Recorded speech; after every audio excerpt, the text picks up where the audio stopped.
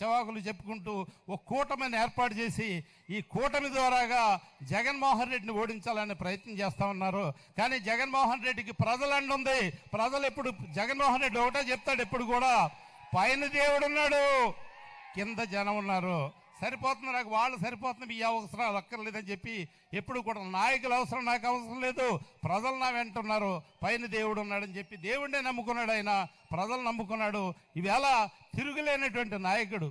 వీళ్ళు ఎన్ని తిప్పలు పడినా, ఎన్ని అవాకులు చవాకులు పేలినా జగన్మోహన్ రెడ్డి రాష్ట్రానికి ముఖ్యమంత్రి అవుతాడు. జగన్మోహన్ రెడ్డి మరలా రెండోసారి ముఖ్యమంత్రి అవుతాడు. ఈ రాష్ట్రాన్ని మరింత ముందుకు తీసుకెళ్లే కార్యక్రమం జగన్మోహన్ రెడ్డి మాత్రమే చేయగలడు. వీళ్ళు దోచుకునేటువంటి ముఠా ఇది. ఈ ముఠా వస్తే ప్రజలను దోచుకోవడం తప్పితే ప్రజలకు చేసేది ఏముండదనేటువంటి సంగతి మనందరికీ కూడా తెలుసు. గతంలో చూసాం, 14 సంవత్సరాలు ముఖ్యమంత్రిగా పనిచేశాడు.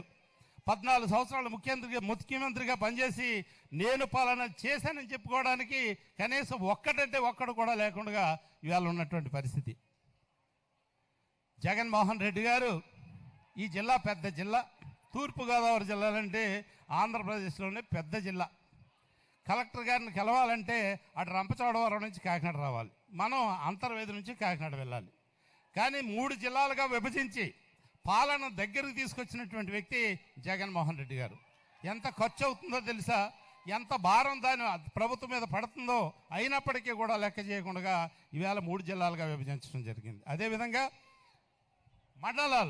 మండలాన్ని ప్రతి ఒక్కరూ కూడా మన మండలానికి వెళ్ళాలి.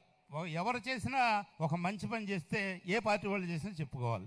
ఆ రోజున మండల వ్యవస్థను తీసుకొచ్చింది ఎన్టీ రామారావు గారు. ఒకే తాలూకాగా ఉంటే మాకు ఒక రాజుల తాలూకా ఉండేది.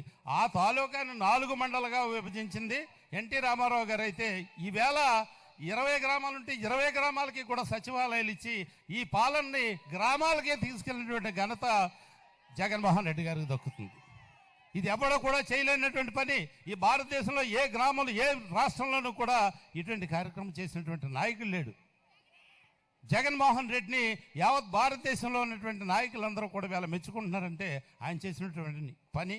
ప్రజల యొక్క మన్నను పొందగలుగుతున్నాడంటే ప్రజా ఆమోదంతోనే ఆయన చేయగలుగుతున్నాడు. ఒక్కసారి ఆలోచన చేయండి, ఇటువంటి నాయకుడు ఎప్పుడైనా మనం చూసామా? ఇటువంటి పాలన చూసామా? ఆ రోజున స్వర్గీయ దివంగత నేత రాజశేఖర రెడ్డి గారి పాలన చూసాం. ఆ రోజున ఫీజు రియంబర్స్మెంట్ తీసుకురాకపోతే ఈవేళ పేద పిల్లలు, అగ్ర కులంలో ఉన్నటువంటి పేద పిల్లలు ఎవరో కూడా ఇంజనీరింగ్ విద్యను అభ్యసించేటువంటి పరిస్థితి లేదు. ఎవరైనా చదివితే డిగ్రీ వరకు చదవటం, లేకపోతే ఇంటర్ తర్వాత మానేసి ఏ తాపి పనులకి ఇళ్ళకు వెళ్ళడం. కానీ ఈవేళ ఇంజనీర్లుగా తయారయ్యారంటే దానికి ఆ రోజున స్వర్గీయ రాజశేఖర రెడ్డి గారు పెట్టినటువంటి భిక్ష. ఈవేళ ఎంతోమంది చెన్నైలో కానీ, అలాగే విదేశాల్లో కానీ, అలాగే హైదరాబాద్లో కానీ, బెంగళూరులో కానీ ఉద్యోగాలు చేయగలుగుతున్నారు. వాళ్ళు ఒక్కొక్కరు 30 లక్షలు 40 లక్షల ప్యాకేజ్. ఈ ప్యాకేజ్ ఎక్కడొచ్చింది? ఆ రోజున తీసుకున్నటువంటి రాజశేఖర రెడ్డి గారు తీసుకున్న నిర్ణయం.